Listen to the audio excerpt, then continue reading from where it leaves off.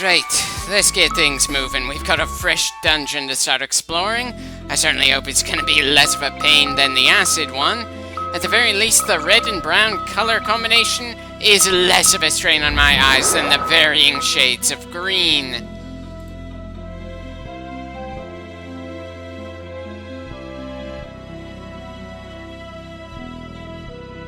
Okay, at least Rydia has a motivation for us to go in this dungeon. That's certainly better than the blind exploration of the previous dungeon where we found Yang at the end. At the very least, it's nice to have some in-game confirmation that somebody knows there's something at the end of the tunnel before we actually reach it. It should kind of be a bare minimum for our heroes to have a reason to get things done, but hey, take what you can around here. Again, this is a very old game, which... Okay, apparently for now, all we're grabbing is a high potion and the promise that we'll get to the place that Rydia spent a good amount of time before becoming a decade older. I'm sure it'll be a decent bit of world building when we get there. It's been kind of a while since the game has bothered with world building, and I'd certainly appreciate it.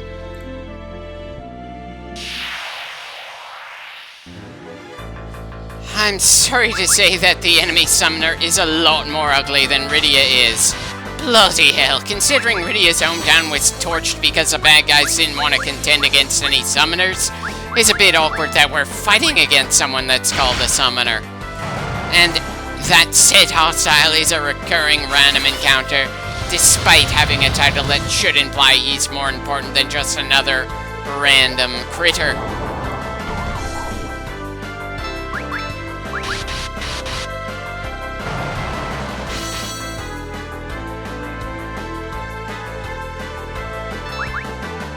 So he's just going to keep bringing up more and more Nagarajas here, isn't he? That's mildly annoying, but it's more concerning that Rosa got hit by silence. Again, maybe I just rely on her far too much. Oh well, it looks like we're causing more damage per hit in this dungeon than we were in the acid one. Definitely a good sign that we were probably supposed to go through this one before we went through the other. Though again, the game did not give us any real indicators for which of the two dungeons we should have dealt with first. They were both made available at the same time.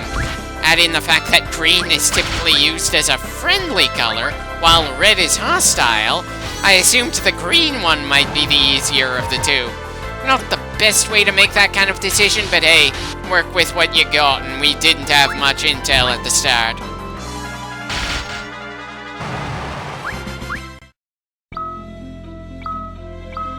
And we certainly have plenty of healing items to use in here, though I probably should have gotten more echo herbs. Not that I think they were being sold there or anything, but It's definitely kind of funny that this game gave us multiple characters who can use white magic, but it's also sent so much absolute crap our way that I'm gonna be very determined to grab healing items in pretty much every game before we get to Final Fantasy VII. I definitely have the feeling that the single most popular Final Fantasy game that got so many people into the franchise in the first place was probably one of the easier games. The story in that game certainly blows this one out of the water by quite a large degree, but in some ways this game kind of has the edge over that one, and by edge I mean advantage, not the character edge. The character edge does not bring the story any benefits whatsoever, and while he's a good offensive unit, he is just hilariously fragile and he doesn't bring anything to the table all that noteworthy, at least from fight to fight. Sure, he's got more health points than Rydia, but he's been getting taken down pretty frequently compared to some of the others. He doesn't have as much going for him as Yang in terms of physical offensive power. He doesn't have the kind of MP to be a dedicated spellcaster this late in the game, and he doesn't have the same quality of armor that Kain or Cecile get. The best thing you can say about him as a combat unit is that he's better than Edward ever could be. But that's not much of a comparison, since Edward was never a frontline fighter in the first place. He was just a guy who got caught in the chaos of what's going on in this conflict, felt he should at least try to help despite not being built for this, and had some damn good story beats as he tried. Edge doesn't have that kind of personality appeal. The story doesn't really give him any momentum at any point. If this was the sort of game where you could choose who was on your team, there is nothing, as far as I can tell, that really would make me actively choose Edge. He is just seriously lucky that the only party changes that can happen are due to the plot, which is impossible for the player to really plan around unless this is their second playthrough or further along.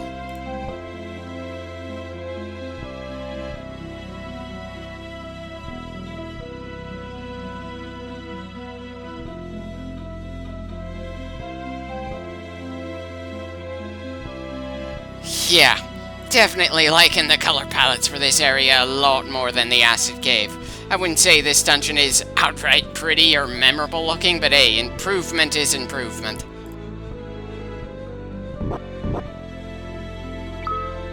Right, forgot to cast Float again. Kind of wish the game did more to notify us when it stops working for us. But I suppose I should damn well know already that it gets removed every time we get on a staircase in this game. That should not have been a surprise to me at this point, considering the previous dungeon. But,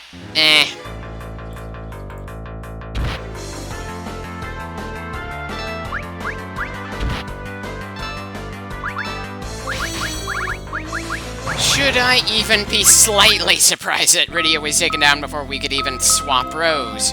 Or that we took out the monster that took her down so damn fast that she didn't even get to be revived during the fight? It definitely feels like this game makes some moments when the enemy has a random advantage very painful. I just wish that it felt like something we can legitimately fight back against, instead of being doomed to take a casualty or two before our characters can even react, unless we're already hilariously more capable than what we're fighting against. Sure, it could have been a lot worse, but it's not fun to deal with and a drain on our resources.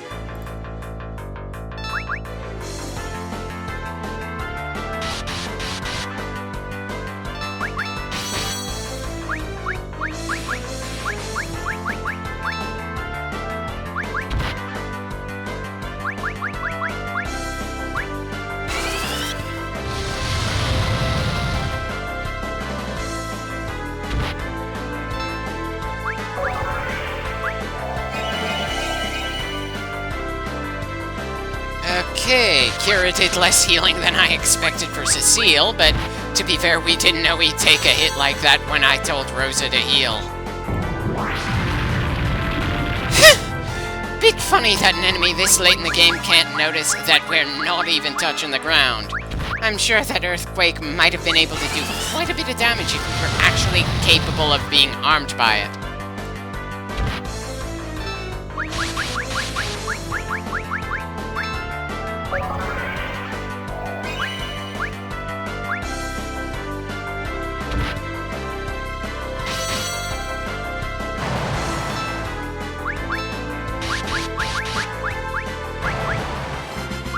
Well, that was relatively painless. Again, really feels like I should have gone after this dungeon first.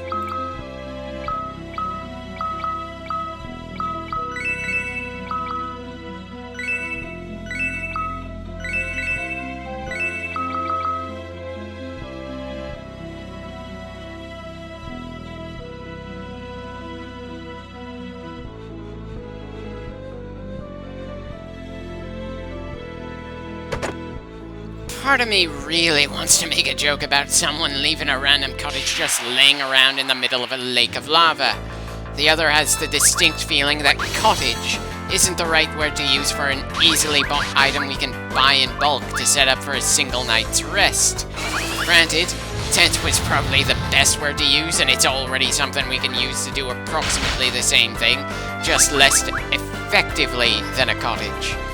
It just isn't something I can easily imagine someone putting up and then taking down when you're done. As a side note, I can't help feeling that the Thunder Dragon should be yellow, not blue. I typically envision blue as associated with ice or water, while yellow is lightning. Sure, it's arbitrary. You could put any color on a monster and give it any power set you want, but there are some color associations out there. Eh.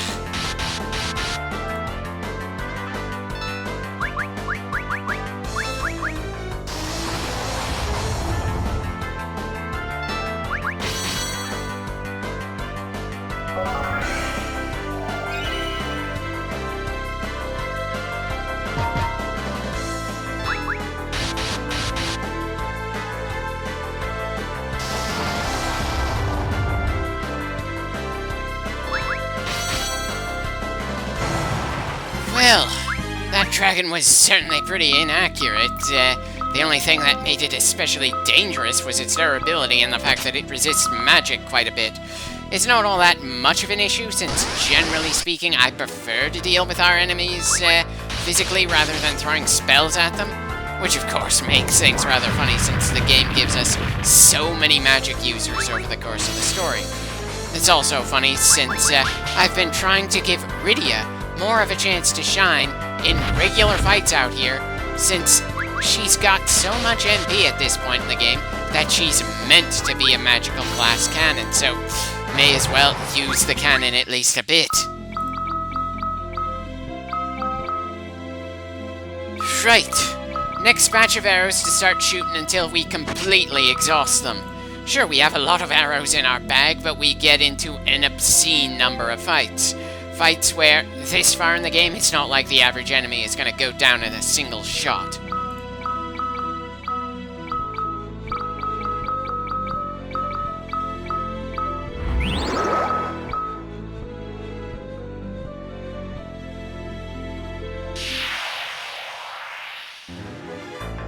Well, that's certainly an intimidating number of foes to deal with in a single fight. Not helped by the fact that apparently these bastards are pretty fast.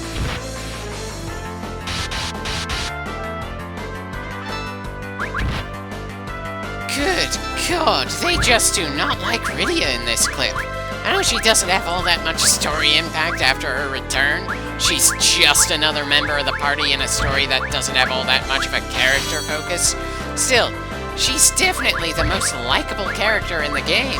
And the hidden village we're working our way towards has a bit of a personal connection with her. Please stop slapping our girl here.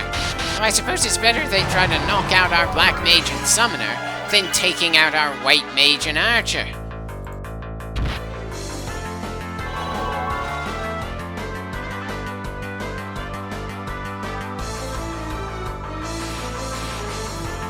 Part of me feels a bit awkward using a summon against a random encounter. They're supposed to be something special after all, and they are MP intensive, so it's not like we can just spam them in every random encounter. Still, I haven't used summons all that much in this game, period. And Rydia's biggest defining feature, the thing that brought her to the story in the first place, is that she's a summoner. Kinda makes me feel like an ass for not letting her show that aspect off more. Especially since summons definitely weren't a thing in the first Final Fantasy, and I'm iffy if they were even a thing in the second. We might see some summoners when I get to work on Final Fantasy III, I'm not really sure though. Speaking of summons though, not really a fan of how Shiva looks in this game. She looks too much like a punk rocker in terms of the hairstyle there. I don't really have an opinion on the rest of her appearance here, it's just the hair that bothers me. The clothes, I don't give a shit about. I suppose her appearance doesn't really matter as much as the player character, since we see Shiva a lot less often than we see Rydia. It's just always seemed a bit odd that the summon that is associated with ice is a scantily clad woman with blue skin as if she was a genie, whereas Ifrit, the one whose name actually means genie, is a crimson bestial bastard with red hair and red skin. It's also a bit strange that they chose the name of a major and recognizable Hindu deity. A deity with notably 4 arms and a generally gender-neutral appearance, as a 2-armed, busty woman in Final Fantasy.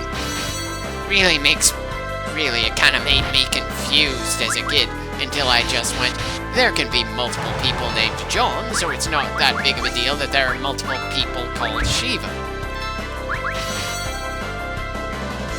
Is there a particular reason that Cecile is taking more damage from these mini satanas than Edge when I'm damn sure Cecile is wearing much heavier armor than Edge. Sure, it's not horrifically bad for us, but still, it's kind of annoying.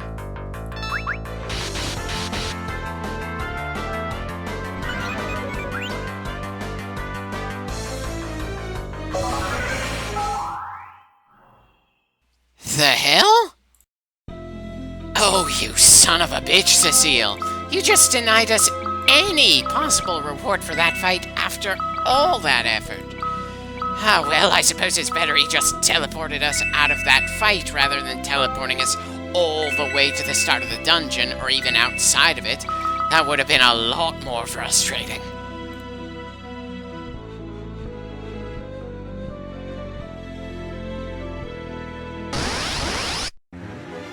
Lovely.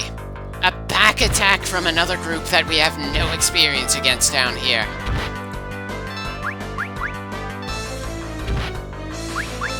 Ah, well, at least nobody was knocked out before we could reposition and start hitting them back.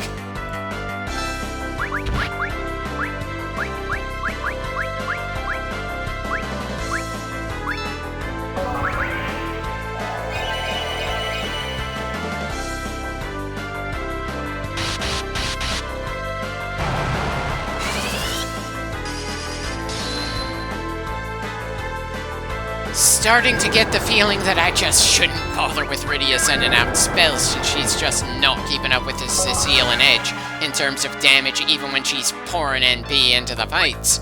Or maybe that's just because we've spent so much of her NP so far, and we have no clue how much further we're going to have to go before we reach the end of this dungeon, or at least a spot where we can replenish NP.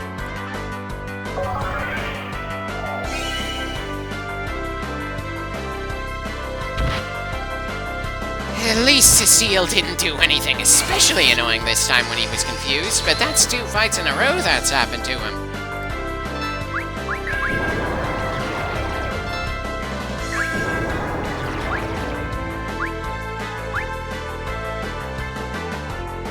And lovely.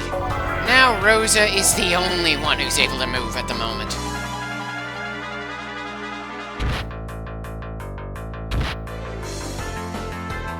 So getting struck didn't wake Cecile up from his forced nap. And now they're focusing their fire on the white mage of our team. We've definitely had a bad run of luck down here at the moment, that's for sure.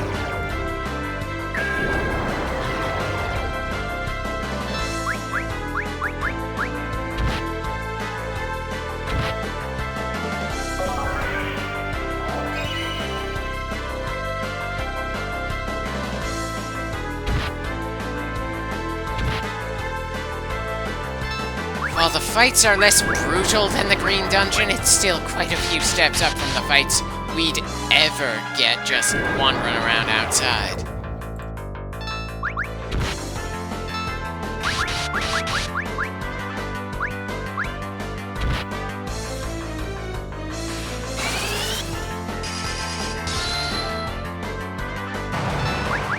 One of Rydia's more resourceful intensive spells causes around 700 in damage, while the 2 guys cause over 1,000 easily.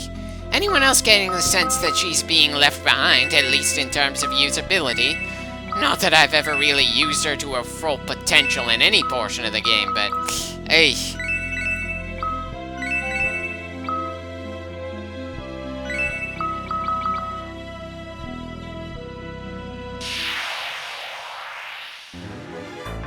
Another ambush. Ugh. Sure, we don't have to swap rows, but I'm just plain not feeling it in terms of fighting at this point. And this is the 2nd dungeon in a row where I've felt, tempted to run away from just random encounters. Granted, both are bonus dungeons, not anything that's linked to the main story, but as I said before, I'm very much sure that when we finally get around to heading to the moon that we're supposed to, things are gonna be rough. I'm not sure if it's gonna be more or less rough than the 2 bonus dungeons underground here. All I know is that this stage of the game feels like the difficulty has been spiking up and not in a fun way. It's just not in an obnoxious way as the magnetic cave with a gimmick that just makes things miserable. we have a large number of fights against enemies that are pretty durable, hit hard, and occasionally cause status effects that either are barely an inconvenience or absolutely screw us over. I swear, one of the biggest issues with this genre of game in general is that there is no real happy medium in terms of difficulty. Either it's smooth sailing, or you're in stormy waters and should strap yourself down because it's gonna be damn rough. And you can't tell when that shift is gonna happen until you're right in the thick of it.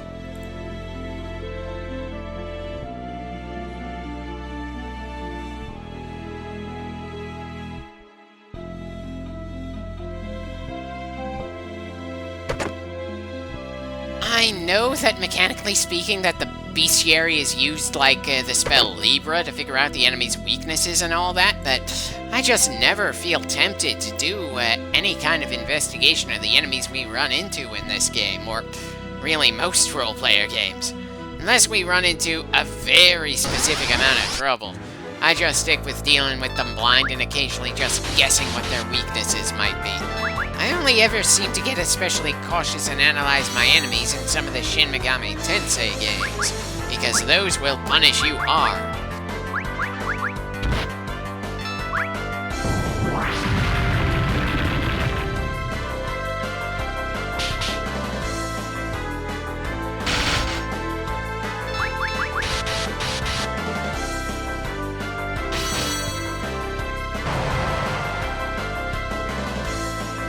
Okay, that certainly seems like an easy way to grind for experience, very easy to exploit and everything. Is that an intentional bit of mercy from the game designers that I'm only just starting to take advantage of? Or did they think that the Arachne was a legitimately dangerous foe in a dungeon that encourages you to use float outside of battle? I can't really see how, considering all the other enemies we've had to deal with in the 2 bonus dungeons. It's just such an odd thing to release a monster that's main gimmick is just causing earthquakes in a dungeon where the player needs to avoid touching the ground because it's literally lava. It's not quite as bad as summoning a Balrog on top of a boat that's in the middle of the ocean, but still, it really doesn't feel like something that it's smart to spam against us.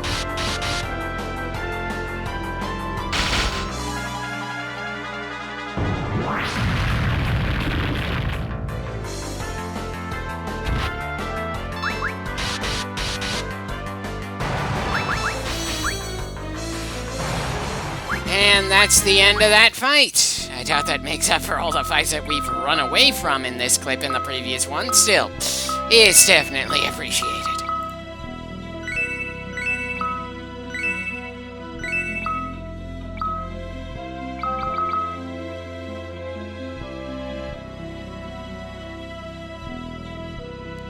Again, hard to ignore the fact that the Pixel Remaster decided to at least let you see the hidden path when you were already inside of it. What was even the logic behind making you completely blind to where your character is? Especially since you can end up in a random encounter while you're in one of those hidden paths, and you can easily lose track of where you are once the fight is over. I'm really crossing my fingers that won't be much of an issue when we finally get to the 3D remake. I'm sorry, but it just feels like in many ways the PSP version did not change up quite enough of the user interface here.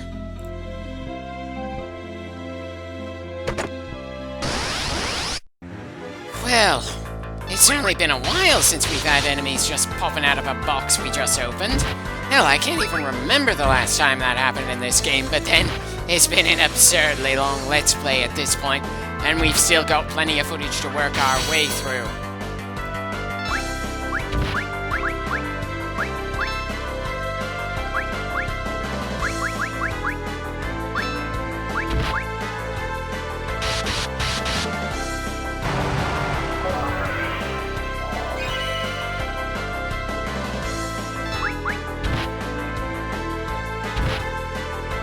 Well, that's quite a difference in how much damage the Seal and Edge took there.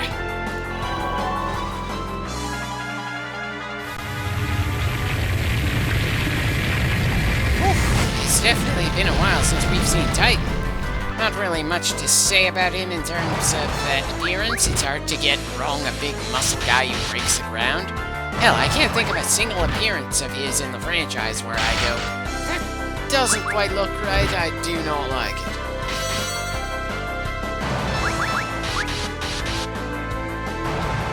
it. Well, Edge certainly came pretty close to getting knocked out there.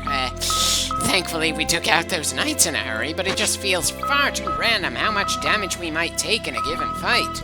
Seriously, Edge loses around half his overall health, but Cecile takes what amounts to a love tap?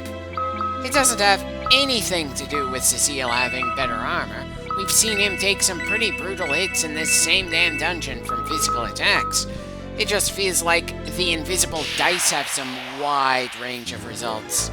At least when the enemy tries to do anything, my own efforts seem pretty consistent for the most part.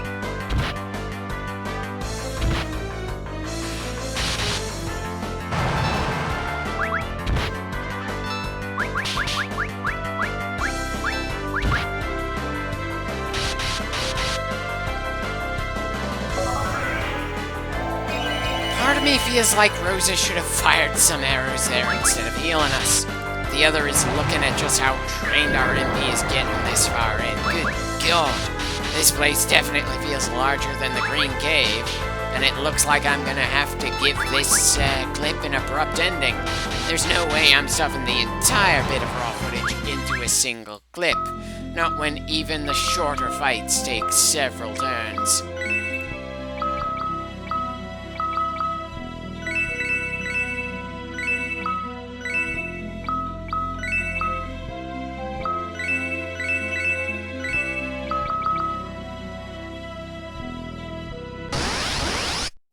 Well, that didn't take long to trigger. At least it's not anything menacing. Just a pair of spider ladies that seem to love using Earthquake instead of doing anything web-based. Really odd that the spider ladies around here have a moveset that feels like something Titan would be proud to have. It just doesn't feel like it fits the body type that we're seeing from their sprites.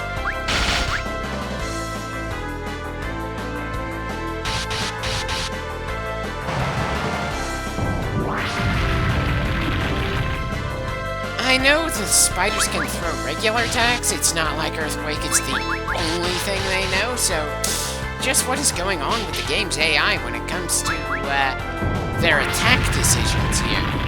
I know, it's an older game, the AI isn't going to be especially amazing, but you'd think it would realize after both spiders missed with Earthquake so many times, that maybe trying to send yet another Earthquake out is probably gonna miss like all the others.